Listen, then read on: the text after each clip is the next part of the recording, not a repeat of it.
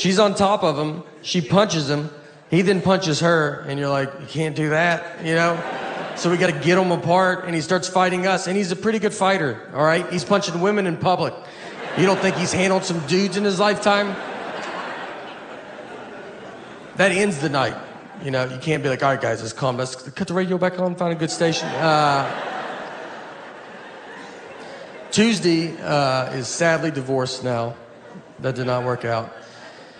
My dad's aunt and uncle, sadly, it did work out. They're still together. So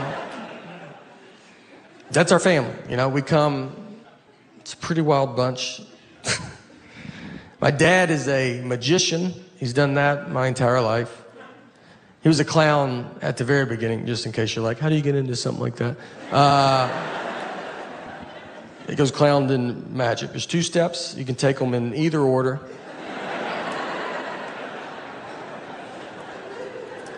I was born, he was a clown. It was never weird to me. I thought everybody's dad was a clown. My first memory of my life is I was 5 years old, and I remember my mom walked me out to the front yard, and my dad pulled up with this old red Mazda. He's dressed as a clown. That doesn't even faze me. That's just how he left. How else would he come home? And the Easter Bunny was in the passenger seat. That's the first thing that I remember to my life. If you want to know how you get into comedy, that's a pretty good nudge. And I remember it didn't fit, the Easter Bunny head didn't fit in the car, like he couldn't sit normal, so his head was bent to the side. And I remember he had his seatbelt on, and he's just like, and I was like, I like to think about all the other people that saw that, just in the car next to him, just at a red light. You're like, I didn't even know they hung out like that. So me and my dad, he just does magic now, and he's very good at what he does. He's very funny, and we do shows together. So one time we did this. So magicians have conventions where they get together, and they buy and sell tricks, and they give a lecture, and they do this big show. So this guy was putting one together in Des Moines, Iowa, which is the birthplace of magic, something a lot of people don't know. And it's not, but it does sound like it could be. I don't know why.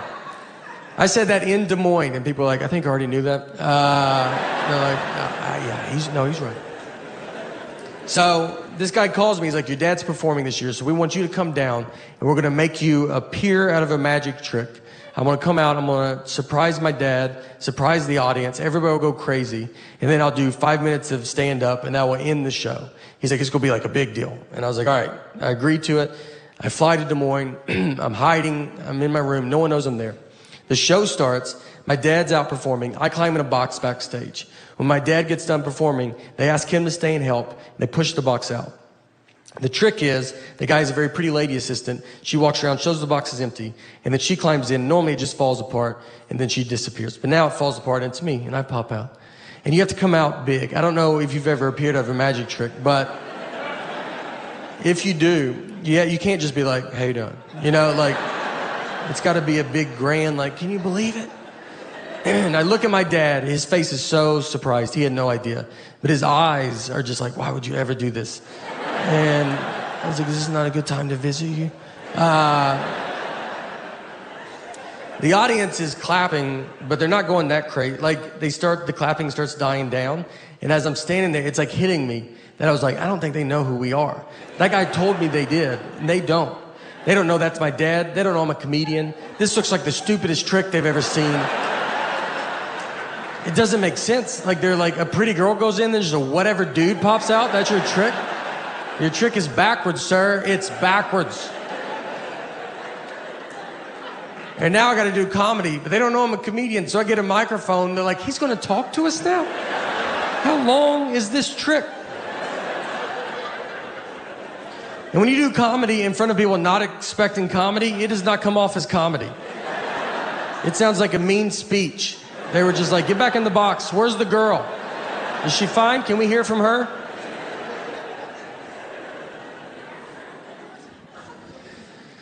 I don't think things through. That's the message tonight, guys. There's no message. But if there was, it's I don't think things through. No. I'm a huge Vanderbilt fan. And thank you, a couple of us. You know, it's a storm is coming together. I did not go to Vanderbilt too. Vanderbilt asked me to say that, and I was like, I think people know, and they go, we do too, but just say it also. Vanderbilt went to their first bowl game in football in like 20 years, in 2008. And so we all go to it. We're very excited. It's at Tennessee Titans Stadium. So me and a bunch of buddies get together. We go tailgate. We get cornhole, a grill. Like we're going all out. And my ticket was at will call. So I was like, look, I got to go get my ticket. I'll be right back. So I go get my ticket. And before the lady gives it to me, she ripped it, which means you have to go in. And it was, a full 3 hours before the game starts. I was like, I don't want to go in yet, you know? And she's like, you have to go. And I just walked in to just an empty stadium, 60,000 empty seats. I go to my seat. I don't even just go to I went to like the one I'm supposed to go to, like a loser. The players are like in jeans. They're not even dressed yet. I was like, I'm real excited for the game. I like startled them. They're like, oh, I didn't even know anybody was in here. Did you go to Vandy? I was like, you would think with how early I'm here. But I also think if I went to Vandy, I wouldn't be in the situation that I'm in. I walked to the top of the stadium and just watched my friends tailgate. I just sat up at the very top. And I was like, I'm already in, guys. Yeah, I decided to save our numbered seats. Nothing was open. I stood in front of a concession stand like I was waiting for an iPhone to come out. Just that gate was down. I'm just like already trying to figure out what I'm going to eat. And they came and opened it, and one side got stuck, and I helped them. I go, I'll get that. So I helped them open it. They're like, oh, do you work here? I was like, I've been here a little bit longer than you have. So we've been married 12 years, and our wedding, it was not good.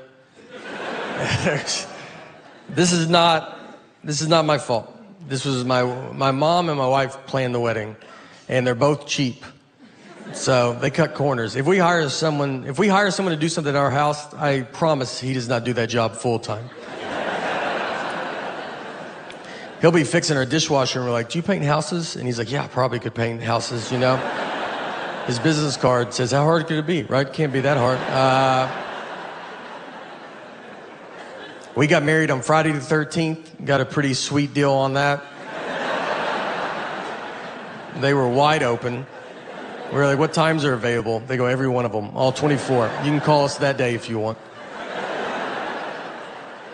Her brother married us. That was free. The photographer was just a buddy of ours that had he just bought a new camera. So we were like, you gonna do our wedding? Never done anything professionally, and it showed. His camera stopped working during it, and he started taking stuff out of it. Like, that would be the problem. It's like, yeah, you know what? I bet they put too much stuff inside of it when they built it. You should yank some of those wires. That's not supposed to be in there like that. Our DJ was awful, and that's because we got my mom to hire the DJ. I don't know who thinks to ask someone in their 50s for DJ recommendations. No one ever is like, Mom, are you in with the local DJ scene by any chance? She hired someone older than her. He just had CDs, and this was when computers were doing real good.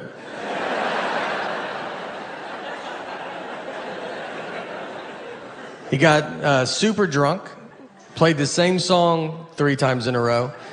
White Wedding, which he said was by Billy Joel. He only had one leg, seriously, and that's fine, you know, no one cares. Until he starts messing up, and then you're like, why does he have one leg?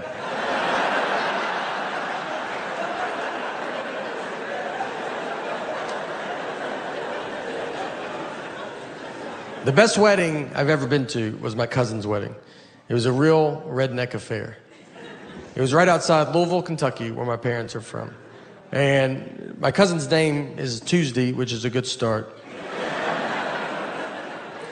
The invitation said, Tuesday's getting married, rehearsals Friday, wedding Saturday. People were like, we gotta be there Monday for this wedding? How long is this wedding? It's a week?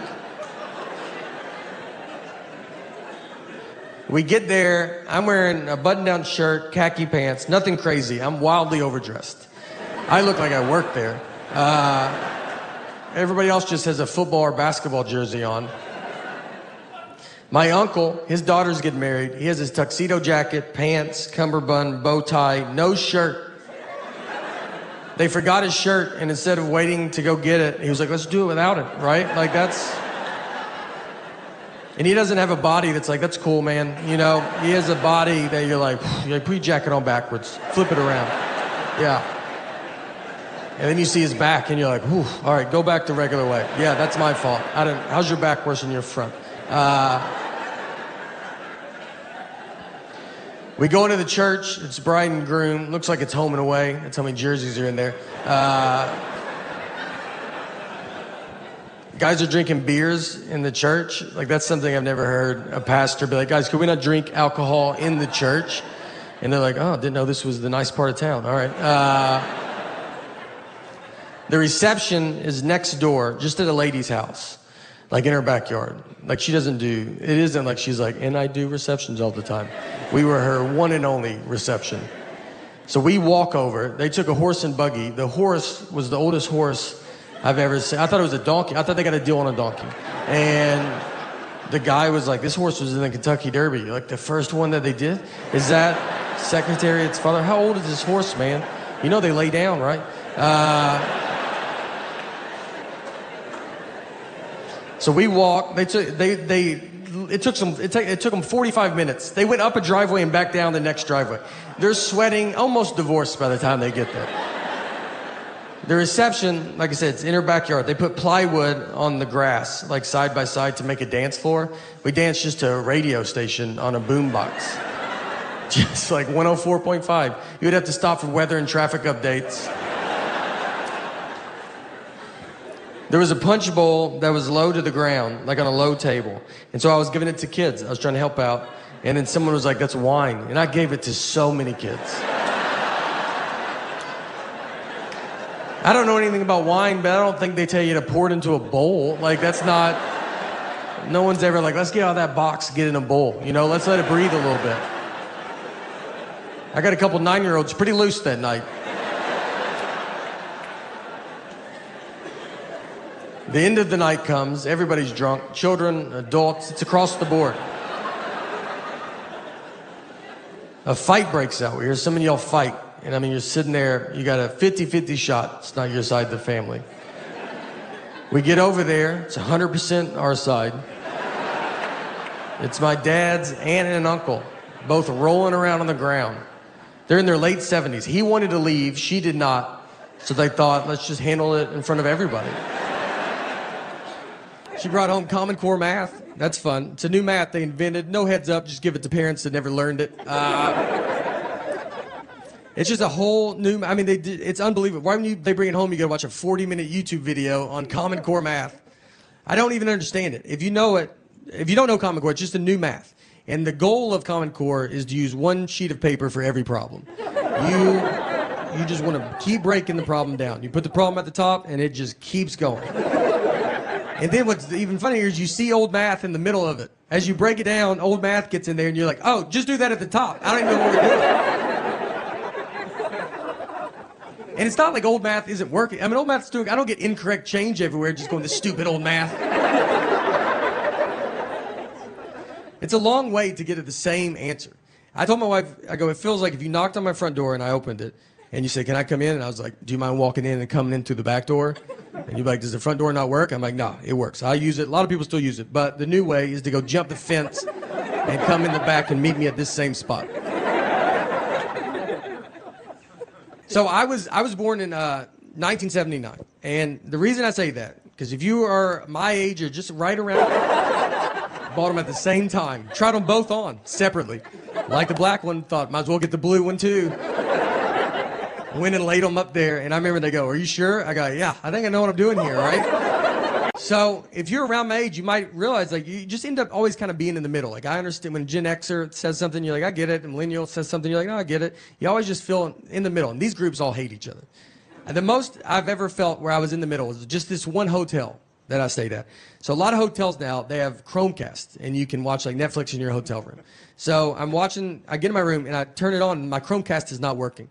So I call down to the front desk, and the oldest voice I ever heard answered the phone.